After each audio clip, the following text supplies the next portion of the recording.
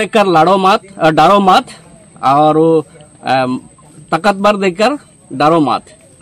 মানে তেওঁ কি ক'ব বিচাৰিছে আমি ক'ব বিচাৰিছো যে জয় ভাৰত পাৰ্টি আজি হয় দুদিনৰ আগতে জন্মগ্ৰহণ কৰিছে কিন্তু জয় ভাৰত পাৰ্টিক যেনে ধৰণে ৰাইজে আঁকোৱালি লৈছে বিভিন্ন সম্প্ৰদায়ৰ লোকে আঁকোৱালি লৈছে আৰু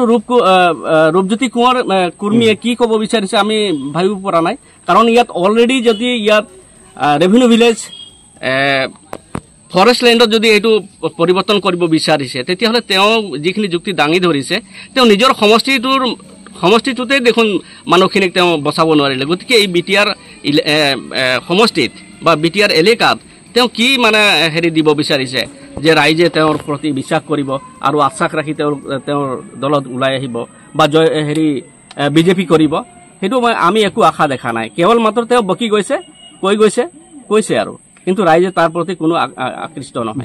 একচুৱেলি ভয় খাই জয় ভাৰতৰ বিপৰীতে তেওঁ থিয় দি মাত দিব বিচাৰিছে যে জয় ভাৰত পাৰ্টিয়ে কি কৰি আছে তেওঁ দেখি আছে আৰু যাৰ কাৰণে তেওঁলোকৰ ভয় হৈছে যে জয় ভাৰত পাৰ্টিয়ে এইবাৰ নিশ্চয় তেওঁলোকে খুটি পুতিবই